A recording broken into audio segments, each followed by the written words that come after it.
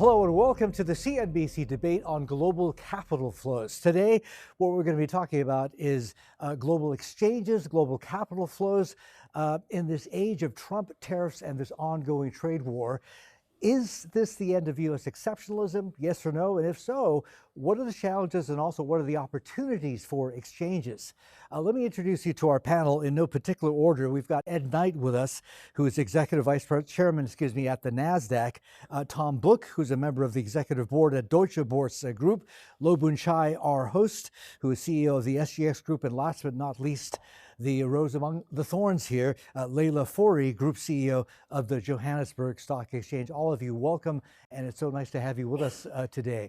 So I want to start with, I guess, the elephant in the room, right, which is President Trump, the tariffs, this ongoing trade war, and the uncertainty and the chaos that this all seems to be causing, right?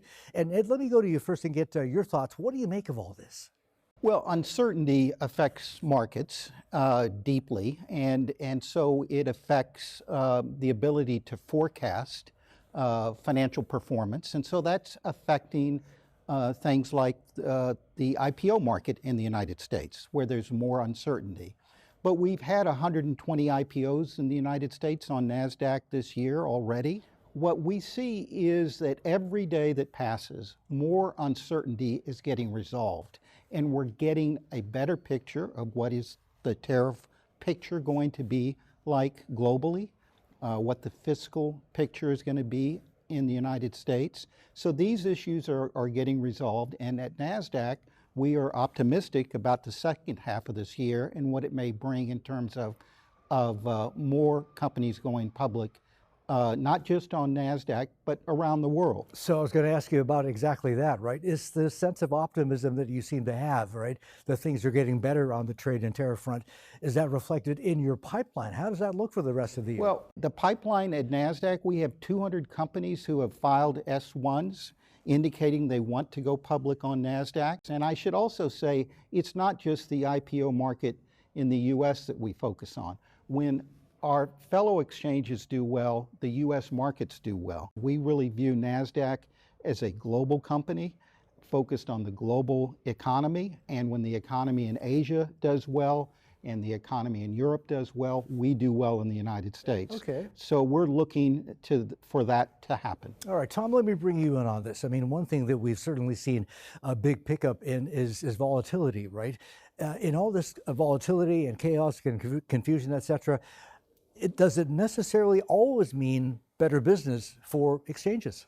I think, first of all, what we saw, we really had exceptional volatility throughout these days, that markets were robust, functioning well, and we, as some of the colleagues here, are providing tools for hedging, which are absolutely important in times, like Ed has said, of uncertainty and hard to hedge or to manage risks. I think that was one of the takeaways. Markets are much more resilient and stable.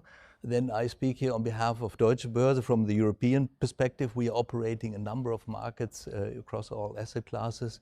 I think we also saw a lot of capital inflows in the first quarter. And then last but not least, we also saw how important markets are as a safeguard of economic rationality in their valuations and in their predictions. So the impact on global trade, we saw the market reactions very clearly, as we do in the US Treasury markets on the global debt levels. Yeah, I want to get to this whole question of US exceptionalism and whether or not we're at an end or whether we're seeing the death of US exceptionalism. Boon-Chai, let me bring you on this. How are you thinking about this pretty key question? Well, the US is still an important anchor. Almost 60% of reserves are in the US dollar. The US stock market is about 60% of world capitalization, and the debt market is about 40%. So the US is still an important anchor for the global financial system. That said, Asia in particular has led global growth in the last decade, and even more so in recent times. But we need the world to be functioning well, even despite deglobalization in many ways. I think the rest of the region outside of the US are also finding ways to reconfigure supply chain. And in Asia, there's ground zero. Yeah. Right? It started a couple of years ago, continue to do so. And I think while there is uncertainty, markets are getting more efficient. Market can distill through the volatility, and then exchanges, we provide platforms for risk management. IPOs is clearly an important part of that, facilitate capital flows, but risk management is equally important. Today, in foreign exchange, 40% of volumes come out of the US and the European time zone. Likewise, in commodities, which is now a global benchmark, in particular for iron ore, investors are turning to that for risk management purposes. So I think the concentration due to the US exceptionalism may continue for a while, but investors are beginning to diversify. So let's talk about this diversification. You know, investors are seeming to be shying away from dollar and also dollar assets, right? I think that's been clear in some of the flows that we've been looking at, which I look at almost every day. Does it mean necessarily that EM and even Singapore, which would be considered a developed market, right, would be natural beneficiaries of those reverse flows? I think we've seen that in the last decade in terms of Asia and EM growing. I think in particular, as supply chain reconfigure and economies in this part of the world continues to grow, I think Asia will be a net beneficiary of some of the capital flows. And we're beginning to see that even in many countries around Southeast Asia, and Singapore being a hub, in this part of the world, we're seeing some of those flows coming in. Because it would be considered sort of a safe haven along with, say, Europe? But also multi-asset in many ways in the Singapore international financial market, including the SGX. So diversification not just across geography, but across different asset classes. Leila, let me bring you in on this. The Joburg Stock Exchange, I mean, Joburg is considered an EM, correct? And so far, you know, since the start of the year, all this chaos has actually benefited your exchange, has it not? Absolutely, Martin. And I think maybe to come back to some of the points that my colleagues were making around the exorbitant privilege of the US and whether that is net beneficial or net damaging for the rest of the world. What we've seen over the last 3 decades is a consistent growth, an enormous growth out of the US equity market, largely driven by the Mag 7. I don't think that it's highly likely that we'll see a collapse of that, but what we are starting to see is a pivoting away and a hedging, and those funds are seeking alpha or seeking returns, and fund managers, pension fund managers and asset managers are looking for that in Europe, in Southeast Asia, and in selected emerging markets. Countries like South Africa, Saudi Arabia, India are being net beneficiaries. So we are starting to see a slight shift of flow and a slight redirection and hedging by many of the asset managers. So this is a pretty good story that the Joburg Exchange has, right? And I was doing a little bit of digging. About a third of your listings are actually dual listings, correct? And in the pipeline, maybe not in the pipeline officially just yet, but I know that a couple of companies, and these are big names, are considering a second listing in Joburg. Indeed, and so we are starting to see South Africa-specific dynamics is generating a level of confidence and a level of attraction. The South African stocks are also have been congenitally undervalued for the last 5 years, and so they're good value. And those two factors combined with the macro global shifts between US and the rest of the world is certainly beneficial. And we're very pleased to say that at the exchange, price formation has been well established. Our systems have been stable and resilient. We are at an all-time high, and we're enabling functioning markets. Ed, back to you. Is the NASDAQ still open to and encouraging foreign companies to list? Yes, I mean, it's happening on a daily basis. We see a very vibrant market. We have $17 trillion invested in the US equity markets by foreign investors. 17 trillion. That's gone up 97% since 2019. And the US continues to have the strongest economy on the globe. Yeah. But what isn't being talked about is the fact that the public markets are not getting bigger. The private markets are growing at a much bigger rate, faster rate. The public markets are the pathway through which the retail investor participates in the growth of the global economy.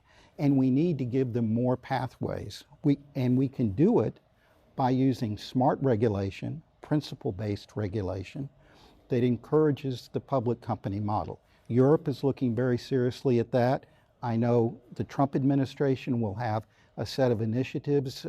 We believe the SEC, who we're working with, will have some initiatives around making the process of being a public company, streamline it, modernize it, make that regulation smarter and more modern, and that way have more opportunities for the retail investor to participate in global growth. So, I mean, important for the retail investor, folks with 401ks, I understand that, but I mean, there's competition from private markets, right? They seem to matter a lot more to the big money, real money accounts, institutions, no? And that's competition. Well, no, we need the private markets, and they play an important role. But the question is, have we ignored the public company model and not given it the attention it deserves, and frankly, the public policy weight that it deserves in terms of attention to making that model work better, because of the fact that the retail investor is well protected in that market, and the retail investor gets to participate through putting their savings in those investments, participate in global growth, and that's something that globalization hasn't always delivered to all investors. And I see this happening around the world, and in our deliberations at the World Federation of Exchanges, we're talking about exchanging ideas about how we can work with our governments better for them to understand this. I just wanted to really reinforce the point that Ed was making around the fact that we live in a global village, and the JSE's actually just recently signed an MOU with the NASDAQ, and part of that is to encourage dual listings, and we are seeing tremendous value from companies that are dual listing between different exchanges, whether it be the US on the NASDAQ and the JSE, or more within the European line. And what we have seen evolving is that South Africa, for example, has become a proxy for emerging markets, because we see that more than 30% of counters that are listed who are dual listed, enabling price formation much more efficiently across time zones. When one market opens in a hyper volatile, event driven environment earlier than another market, it does create an opportunity for investors to react much faster. And so I think that the opportunity to enable dual listings between the exchanges really generates a much higher level of flow. Public and private markets are different pathways for companies, but in the public markets, besides dual listings, I mean, exchanges amongst us, we collaborate, we partner up. Even among exchanges here, between the Stock Exchange of Thailand and Singapore, we have the depository receipts. So companies that are listed in Singapore are now listed as a depository receipt in Thailand, facilitating retail investor access, and vice versa. We have Thai companies being listed here via the DR. So I think it facilitates that kind of flow that is only possible in the public markets. So are there connections similar to that in the pipeline for SGX? Well, we're talking to other exchanges around the region. Today we have some of the Hong Kong stocks that are listed as DRs on our exchange, and with other exchanges we're working hard to facilitate that. Tom, let me get back to you. You know, we've been following and tracking what's been happening in Europe for quite a while, right? Especially in the wake of Trump and this trade war. There's a sense that Europe basically has no choice but to turn the fiscal taps on, right? Potentially led by Germany, I would think, right? Some of this is reindustrialization. Some of it is, has a military component as well, rearming of the continent. This is not going to come cheap. Europe may be able to afford it, may want to, may need to afford it. Some of this funding, I would think, would have to also come from public markets, no? It definitely will, and I think we are now living in a new geopolitical reality. Europe has very much relied on the transatlantic partnership, but also we do see now that sort of Europe and also Germany adapts very pragmatically to the new reality that we are in. And that, I think also investors see that opportunity. The agenda that Europe really pursues now is, first of all, to focus on competitiveness, on business growth. It is to focus on strategic autonomy, self-reliance, and to activate private savings, which also, I think, echoes what Ed said earlier, to have retailers participate in the wealth that is created. And for investors, that means an opportunity. There will be a strong fiscal stimulus package. So we have a loan for Germany. We had 900 billion that's been approved in a constitutional change that was very pragmatic to focus on defense spending, but also on infrastructure. And we will see the same on the European level. Other areas will include energy, technology, and also capital markets. So let me ask you, and this is sort of a personal question, right? But I want to ask you, as a European, you know, how you feel about what's been going on. Do you feel a bit like Europe has been cut adrift by the U.S., or? No, I think it is an opportunity. We have always seen we need pressure for Europe to stand together. It is very important that Europe sort of unites and exploits the potential that Europe has. We have 450 million consumers in Europe, 15% of the global GDP, and we have not lived up to the full potential of the internal market, and that is something to leverage in future. And that requires, first of all, for Europe to stand together. We are very pleased now Germany has a stable, strong government that's been just elected, and hopefully we'll also now see a strong axis, Germany, France, together with Italy, to guide reforms in Europe. One thing, though, that isn't looked at, the headlines talk about governments arguing over tariffs. But behind the scenes, what we see is regulators cooperating in a lot of areas. At the same time, there's the inexorable advancement of technology in these markets that has made all of our markets safe over the last 6 months with all this volatility. Have you seen a market breakdown? We've handled 500 billion messages in one day on April 7th on our market. Nobody knew that or saw a problem. All of our markets had to deal with this sort of volume and volatility.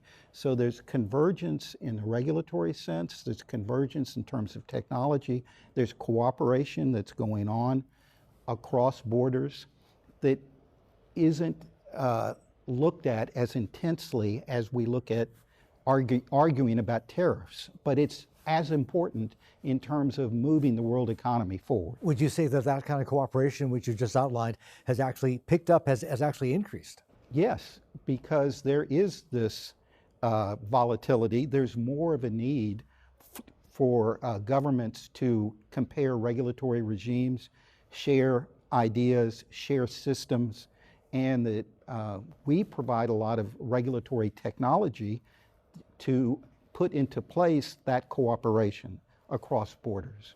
And as emerging technologies and countries like South Africa enter into the capital markets, this technology, and we have a partnership with Johannesburg on the cloud and AWS, and working closely with them about how cloud technology can help facilitate capital flows across borders. And we're excited about the possibilities there. Listen, what I want to do now is just sort of go down the line, right? And give me two things, right? Talk to me about what is your biggest challenge now running your business, and two, what you see as the biggest opportunity, if you can sort of distill it or boil it down. Tom? Yeah, and I think both are very commingled. I think technology is a key driver for markets these days. It's an opportunity, and we have very much focused at Deutsche Börse Group on technology. Cloud was mentioned. We are now 70% in the cloud as Deutsche Börse, which is a great driver also of connectivity. But there are also technologies like distributed ledger, DLT, which we see in crypto. Deutsche Börse has been very focused as a traditional market to embrace DLT, tokenization of existing financial assets, and I think that will be a key driver of markets going forward, and it will drive other really shaping forces, which are retailization. We see an increasing share of retail participants that are directly in markets, but also sort of disintermediation or decentralization of markets, which is very important. I think our core backbone, and that is our opportunity, is really focus on strong, resilient risk management tools that markets will require. All so right. technology is a key driver for us. Okay, so that's the opportunity. What's your biggest challenge? I think the biggest challenge is really, and it was mentioned, we need to keep up strong, resilient price formation. We've seen strong liquidity over the high volatility days, but strengthening public markets, that is really what we advocate for. Also, when we here get together as the World Federation of Exchanges, we need strong price formation and strong risk management tools, which are provided by financial market infrastructures as those that we are operating here. Okay, Leila, same two questions to you. Main opportunity, main challenge. Our main challenge as an emerging market is to retain our status as a well-regarded and liquid, deep opportunity for capital formation in the global sphere. And many of our local traders are trading through the noise, and the volatility continues and the growth continues. So it's really growth and integration into global markets, which is why we are partnering with a number of global exchanges. Our opportunity, we believe, is equally so technology. We've invested enormously with Amazon Web Services, and we are now engaging with the NASDAQ on developing virtualized co-location centers where our trading members are able to co-locate their solutions next to ours to create a hyper latency, very fast trading circumstance and react to markets. We're using AI and we're modernizing our entire stack. And so we're very excited about, as an emerging market, about how technology can enable us to leapfrog positioning in a global environment. All right, Ed, what about you?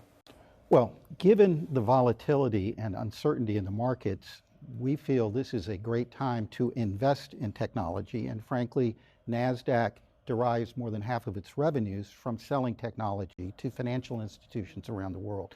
Exchanges, but also banks, broker-dealers, other market participants. And we're finding they want to upgrade their technology to deal with this, and that's a great opportunity for us. The challenge is, of course, what our value proposition, our biggest asset is our brand and reputation.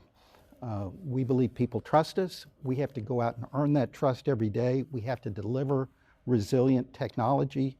We have to deliver that on a reliable basis, consistent with regulatory obligations, and that's something we worry about and focus on every day. Okay, Buchai.